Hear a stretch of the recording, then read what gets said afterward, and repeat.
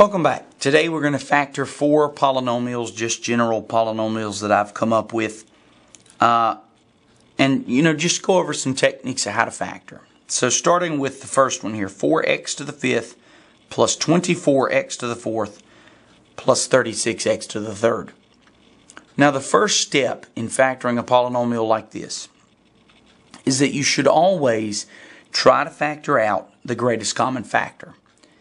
And looking here, I've got x to the third, x to the fourth, x to the fifth. Obviously, I can factor out an x to the third. Also, I have 4, 24, and 36. All three of these numbers are divisible by 4. So my first step in this problem will be to factor out a 4x to the third. And when I do that, what I'm left with is x squared plus 6x plus 9, right? Because 4 times 6 is 24, and 4 times 9 is 36. Okay? Once I've done that, what do we see? We see a very, very easy problem to factor, right? So we have to factor what's inside of the parentheses, but remember to bring down what we've already factored out. So, first step is to bring down the 4x to the third. And then I'm going to factor this polynomial. X squared plus 6x plus 9. What do you get? Well, the factors of 9 are 3 and 3. And 3 plus 3 add up to 6. So this will be x plus 3. And this will be x plus 3. Now, whenever you have two identical factors, you can combine those using our exponent rule. And what do you get? 4x to the third times x plus 3 squared. Okay? So that is factoring that polynomial. That looks much easier once you factor it, doesn't it? This one here, 9x squared plus 24x plus 16.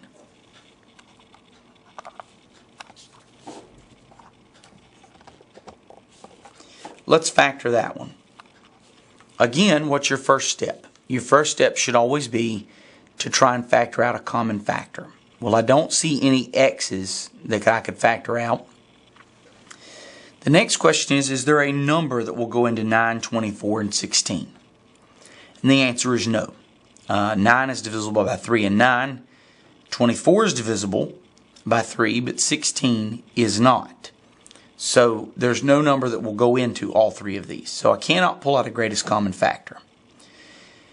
My next step is to look for any special factorizations. Do you see any special factorizations? Well, 9 is a perfect square, and 16 is a perfect square. And in a trinomial, when the first term and the third term are a perfect square, we call it a perfect square trinomial. Now what that means is, if you take what is the square root of 9x squared, you would get 3x. And if you take the square root of 16, your principal root would be 4. Now, what is 3 times 4? It's 12. 3 times 4, also 12. 12 and 12 make 24. Okay? So a perfect square trinomial, the first term is a perfect square. The third term is a perfect square. And the middle term is 2 times that times that. 2 times 3x times 4. 24x.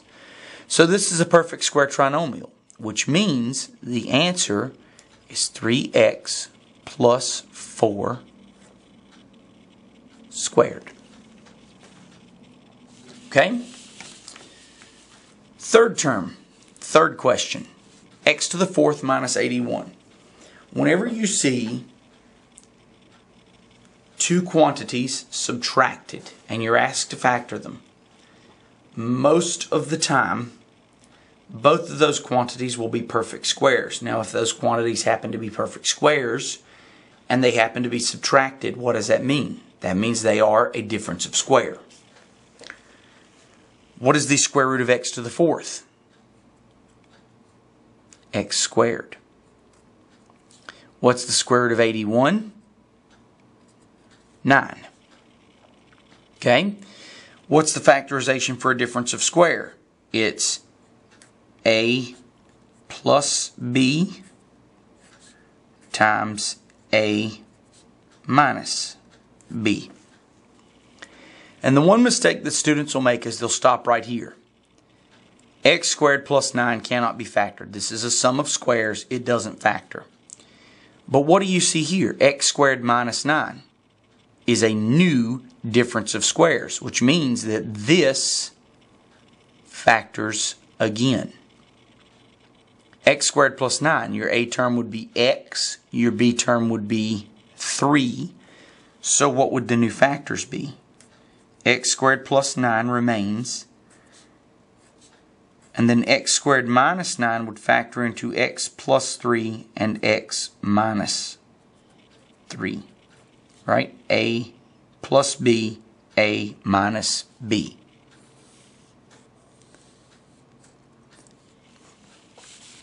Last one, 4x squared minus 4x plus 3. Is there anything that'll factor out? No. So then, I go about factoring my first and my last term. My first term, 4x and x, or 2x and 2x. My last term, 3 and 1. That's it. Those are my only options. Now I try these. 4x times 3 is 12. Oh, I do also have another option, by the way, right? Negative 3 and negative 1. Okay? And because the middle term is negative, I know I have to use my negative factors. What is 4 times negative 3? It's negative 12x. And then x times negative 1 is negative 1x. Negative 12x and negative 1x make negative 13x. Not correct. Try it the other way. What is 4 times 1? Negative 4. 1 times 3, negative 3. What's negative 3 and negative 4? Negative 7. Incorrect. Okay? What does that mean about these factors? They don't work. How about these factors? What's 2 times negative 3? Negative 6. 2 times negative 1? Negative 2. Negative 6 and negative 2 make negative 8, not negative 4. These factors also don't work. So if there's no combination of factors that will give you the middle term, what do we say? We say that this polynomial is irreducible.